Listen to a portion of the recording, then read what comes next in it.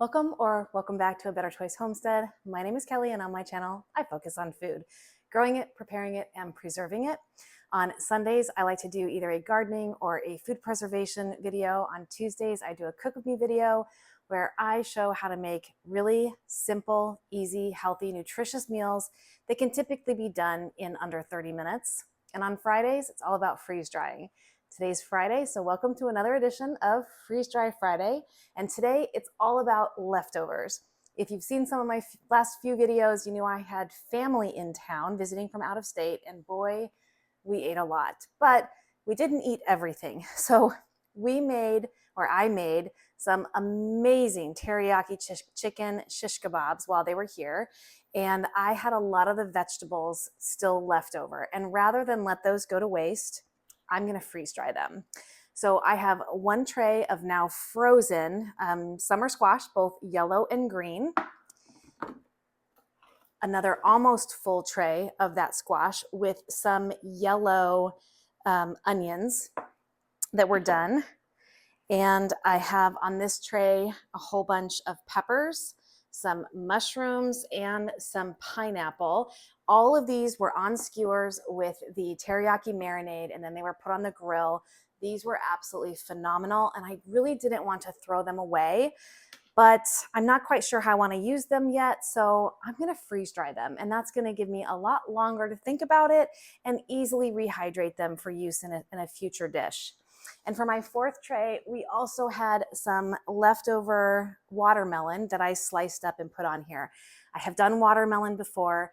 It comes out amazing. It is a treat, just freeze-dried dry, just as it is. It powders down beautifully into something that you can put into other things like drinks or baked goods, toppings on things like baked goods. So I'm excited to get some more watermelon done because I gave all of my watermelon to somebody in a bar/baking set of freeze-dried fruit, different freeze-dried foods.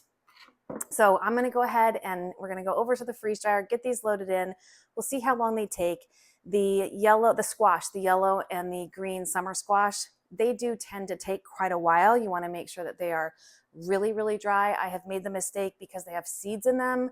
I have made the mistake of not getting them fully dry, and then they get soft in the Mylar bags.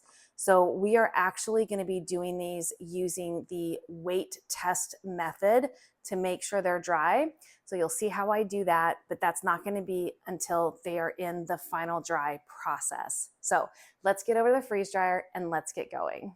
All right, freeze dryer is ready to go. I did set my extra dry time on here for 24 hours because I want to do the tray weigh in every couple of hours through the extended dry process. So I did change that. If you want to see how I do that or how to do that on a Harvest Right machine, check out my freeze-dried fruit roll-ups video because I show you how to change it in the settings here. But we are just going to go ahead and get this loaded. So close up, we have the peppers here, the marinated, the mushrooms that were cooked. All of this was cooked in the teriyaki sauce. These came out amazing, as well as the pineapple.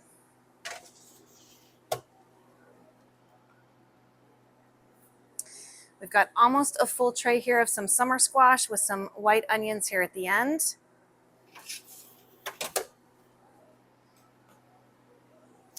On this tray, we have more of the summer squash, and I did pour a bunch of the teriyaki juice that came off of all of the skewers, including the skewers that had chicken on them, but there wasn't any chicken left. That went pretty quick. That was delicious. This was all really good, but the chicken is gone.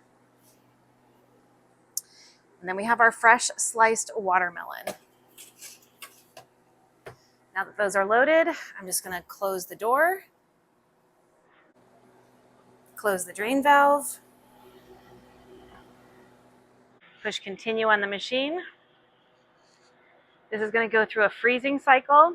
That won't take too long because this is pre-frozen. Then it will go into a sublimate phase where it's going to extract all of the liquid out of this food, trap it on the inside drum here in the form of ice.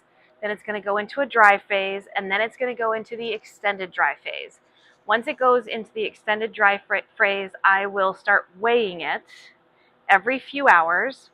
And when it stops losing weight, it's not losing any more water, and therefore I know it's done. So we got a little while till it's there, but I'll bring you back when we're ready to start weighing. All right, this has been going now for about 40 hours. I'm gonna go ahead and zero out the time.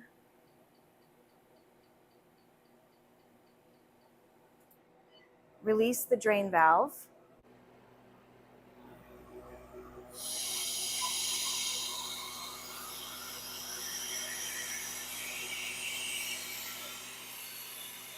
And take the food out so we can weigh it. So this is where I'm starting the 2-hour weigh cycle on the food. It looks dry, but like I said, in the past, I have done zucchini and ended up having to throw it away because it got soft in the bag. I think these are well done, but I'm still going to weigh them to be sure. So what I'm looking for is a weight right now, and then we will weigh them again in 2 hours to see if there has been an additional change in weight. If there has, it's still releasing moisture. So let's get these into the kitchen and we'll get them weighed. I'm not going to turn the machine off. I'm not going to do anything except close the door because these are going right back in. All right, I have each of these trays labeled on the very ends with a Sharpie. So A, B, C, and D. And I've got a scale here that I'm going to turn on and set to weigh in grams.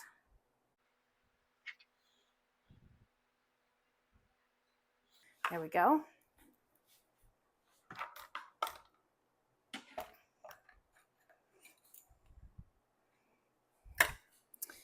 I'm gonna zero that out.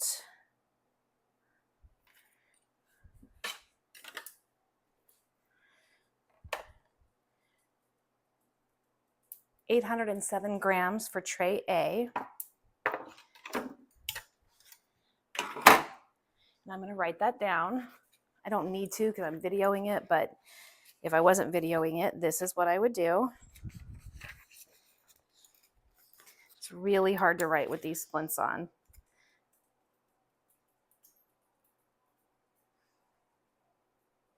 Okay. Tray B is 788.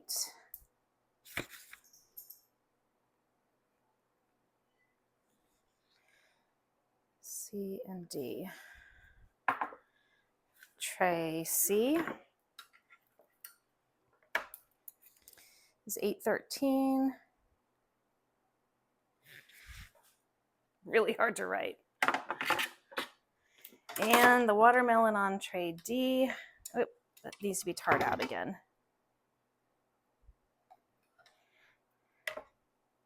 Is 691.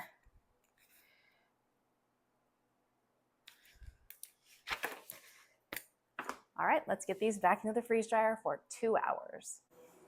All right, we're gonna put the trays back in. We're gonna make sure that we put them on different shelves and turned 180 degrees. So first I'm going in with the zucchini and onions, with the onions towards the front because they were towards the back. Next, the peppers, which were on the bottom last time, with peppers facing forward because they were facing back. A full tray of the summer squash with the drippings from the chicken towards the front because it was towards the back. And then the watermelon on the bottom. It was on the top. It was in this way, so we're changing it to this way. Now what I need to do is add more dry time. I'm gonna go for 2 hours. It's asking me to close the drain valve. Continue. And it's automatically giving me 2 hours. So we'll come back and weigh them again. If there's been no change to weight, we're good to package these up. All right, I am gonna go ahead and weigh these again. I just need to release the pressure by opening the drain valve.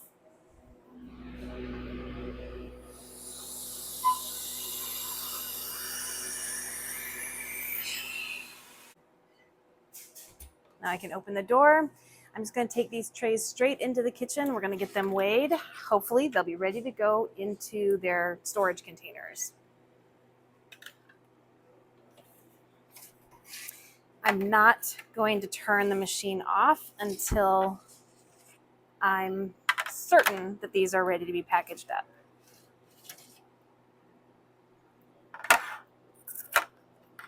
Let's get these into the kitchen. All right, let's test the watermelon first. And that's on tray D. So 691 grams was our first measure.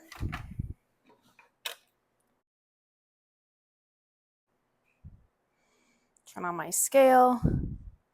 It's tarred properly.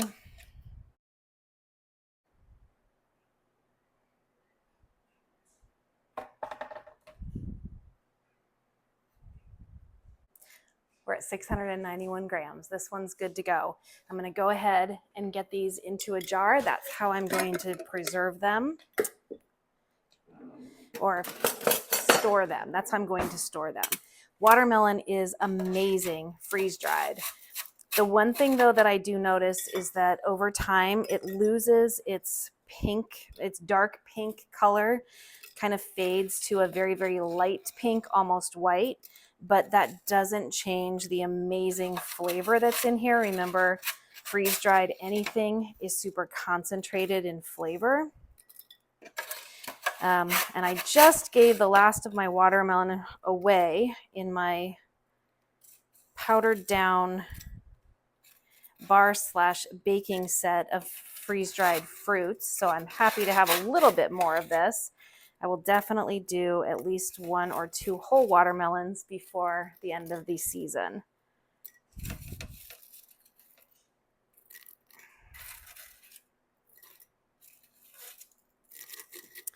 And I'm not sure what I will use this for. I really enjoyed the powdered form. I actually thought about maybe powdering it down and mixing it with a little bit of salt for some watermelon margaritas.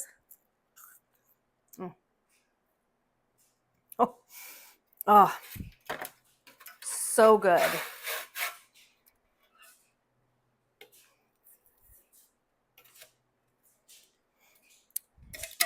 I'm going to put an oxygen absorber in here, but in a minute. All right, next tray is this one, which is tray A, which was 807 grams.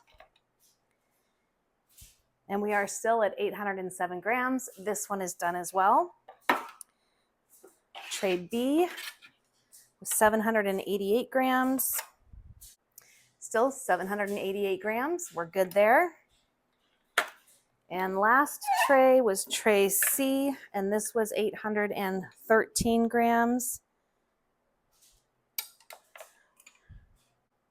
And we're at 813 grams. We're good to go. Now, all of these I am going to be putting into a Mylar bag. I want to show you. You see this inside the pepper? Excuse my fingers here.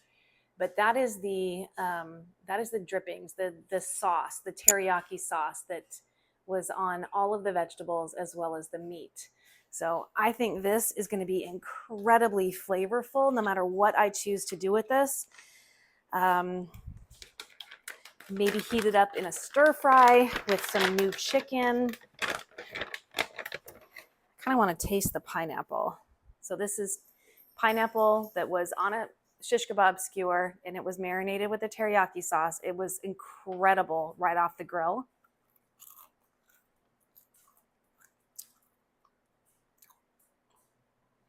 Wow, that's really good. Really, really good.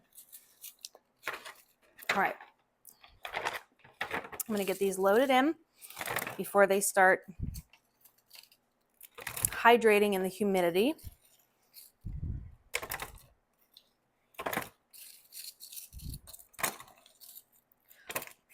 I'm going to put all of these together. Maybe I can make a teriyaki bowl with these. Again, just by adding some fresh chicken to it. But this is a lot of food, a lot of leftovers that I didn't want to throw away. I'm definitely going to try to get up some of this sauce.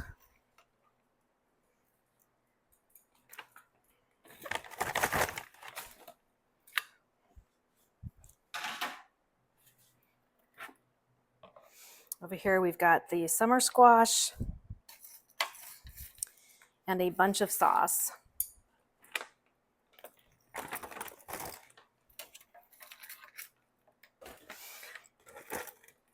And because these are vegetables, I can rehydrate these with as much water as I want to. They only need to rehydrate, they don't need to reconstitute. Of course, the more water I put in with them, the more dilute this sauce is going to become, but the vegetables themselves are only going to absorb as much water as is necessary for their cells to fill back up.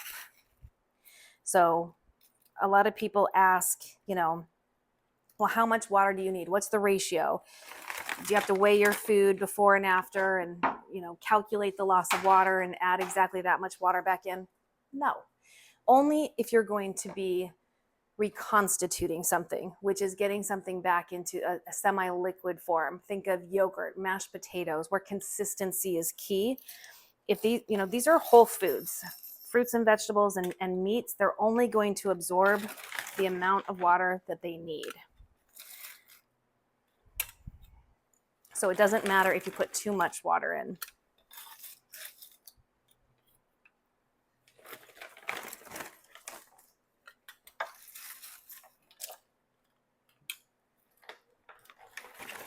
In go the onions, the peppers, the mushrooms, the pineapple. That's a good fill on that bag. Get off a little bit of this sauce. I'm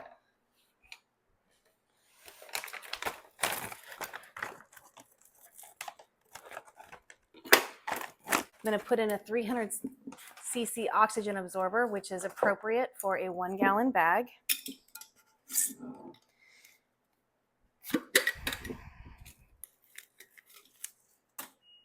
I'll put one in the jar as well.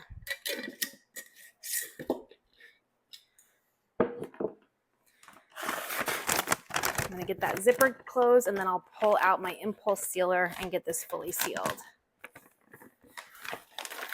Just compress some of the air out of there. The oxygen absorber will take care of the rest.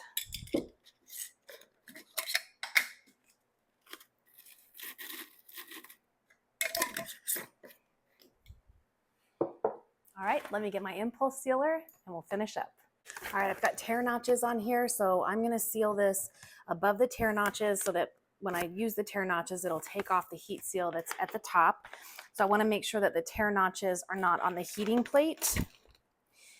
And as I drop this, you'll see a light come on here. As soon as the light goes off, this is then heat sealed. There we go. Now I just need to write on here what this is. I am just going to call this grilled teriyaki vegetables, summer 2024. And then I can pair this, with something later. It's going to be absolutely delicious. All right. I've got 1 quart of freeze-dried watermelon and 1 gallon of teriyaki freeze-dried vegetables. Thrilled to have these. This is going to go into long-term storage, so my retirement plan here. This one will go into short-term storage. I'm sure that this will get used up rather quickly because this is phenomenal in flavor. Absolutely delicious. Thank you so much for joining me here in my kitchen for another edition of Freeze Dry Friday. My name is Kelly. You're at ABC Homestead, and I do hope you come back and visit again soon.